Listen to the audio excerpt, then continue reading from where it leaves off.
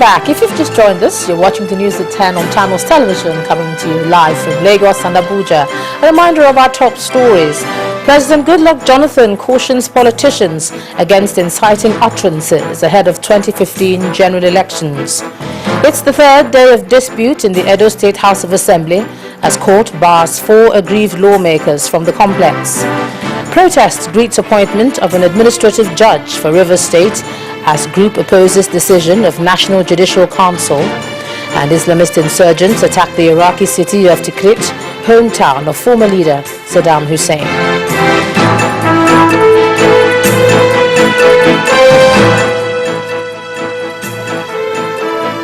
Alright, just to remind you that all our top stories are on our website, ChannelsTV.com, and on YouTube.com/channelsweb.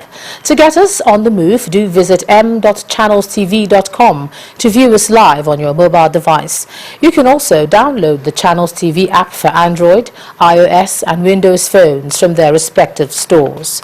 And of course, you can interact with the Channels Eyewitness feature on our Android, iOS, and Windows 8 platforms. So if you have pictures or videos to share with us, tap on the application on your device, swipe to reveal the Eyewitness menu, and then follow the instructions. Over now to Abuja. Here's Linda Akigbe. Hi, Linda. Thank you, Joma, and welcome to the nation's capital. The Osun State Governor Rauf Aregbesola says that no stone will be left unturned towards ensuring the success of the All Progressive Congress APC at the August 9th governorship election. He gave this assurance at Ilorin, Osun State, the venue of the third in a series of campaign drives for a second term in office. An enthusiastic crowd welcomes Governor Rauf Aregbesola to Ilorin. Perhaps Ila, being the hometown of the interim national APC chairman Bisi Akonde, is the reason for this large turnout of supporters from Ila, Ifedayo, Buluwaduro Federal Constituency. Look at the crowd. We did not pay them kobo. They came on their own just to come and appreciate Mr. Governor, and they believe that once the man gets back, he's going to do more for them. That's why they're here. The governor condemned the unfortunate occurrence in Ekiti State, where a man lost his life, while asking the police and security agencies to prevent any infringement on the rights of the indigents of Osun State. What I can say is that democracy thrives where there is freedom, liberty, peace, stability, and respect for the dignity of man. It is only in an atmosphere of peace, freedom, security, rule of law that we can have genuine democracy. This campaign comes on the heels of Governor Aregbesola's endorsement by the Osogbo community, where the Deputy Governor, Titi Laoye Tomori, comes from. He has turned around our fortune. We never knew that Osogbo would ever look the way it looks today. You will agree with me that Osogbo is now comparable to any of the state capitals. With the governorship election barely 2 months away, the race is on for who the next governor will be, and the power is in the hands of the people of Osun State.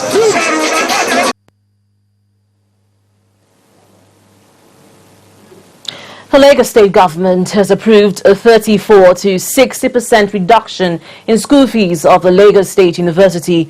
Briefing journalists on the recommendations of the ad hoc committee on LASU fees in Lagos today, the special advisor to the governor on education, Mr. Fatai Olukoga, explained that some of the fee components ought not to have been applied across board. He added that some other charges can be reduced on compassionate grounds.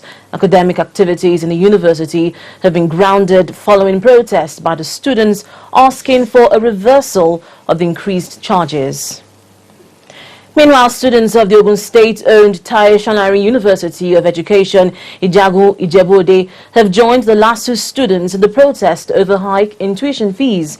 They have also voiced their opposition over what they termed the invasion of their campus by Operation Mesa, a joint security task force.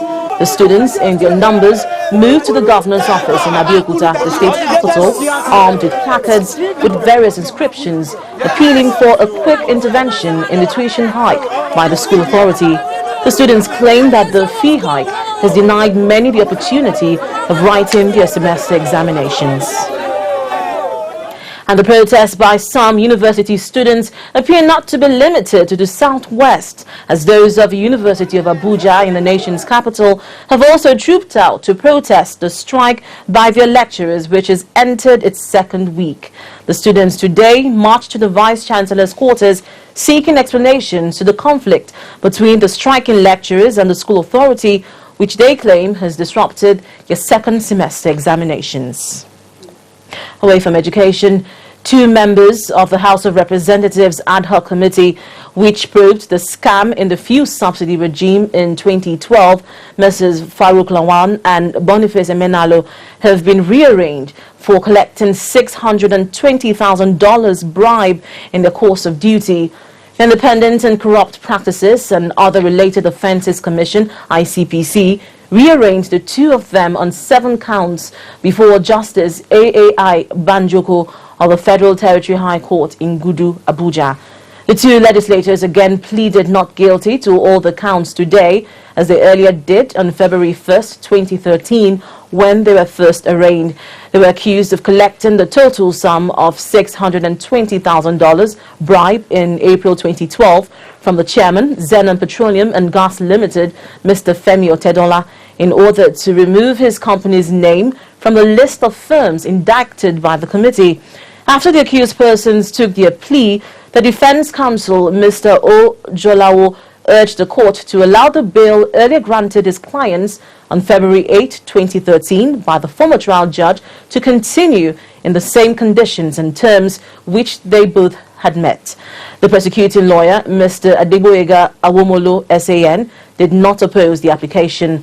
The judge granted the request, but not until all the 4 sureties, 2 among whom stood for each of the accused persons, were present in court and agreed to continue to serve as the sureties for the 2 accused. A total of 9 persons have been killed by gunmen who attacked Jako and Tanjil communities in Riom, local government area of Plateau State, north central Nigeria, in the early hours of today. A member representing Riom at the Plateau State House of Assembly, Daniel Dem, told our correspondent in Jos that several houses, including 2 churches, were also burnt in the attack, which took place at about 1 a.m. STF spokesman Captain Iweha Ikedichi, who also confirmed the incident, said 3 personnel of a task force were killed while in pursuit of the assailants.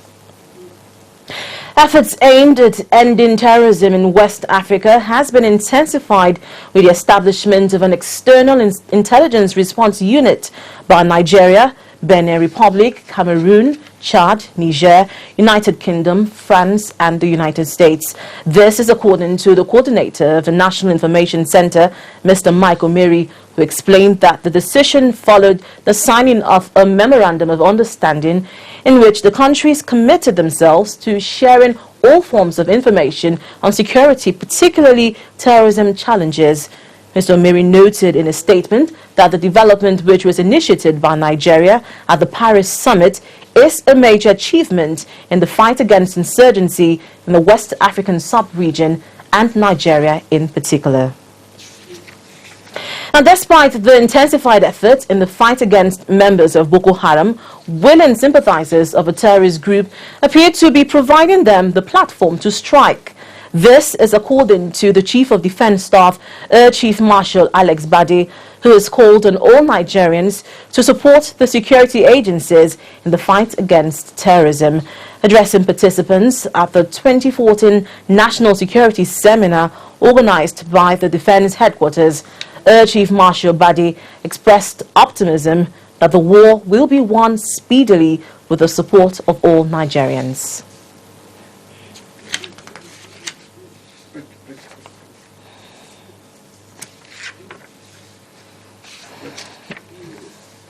Now, when the news at 10 returns, Federal Executive Council holds special session for former Information Minister Dora Akuni. Join us again.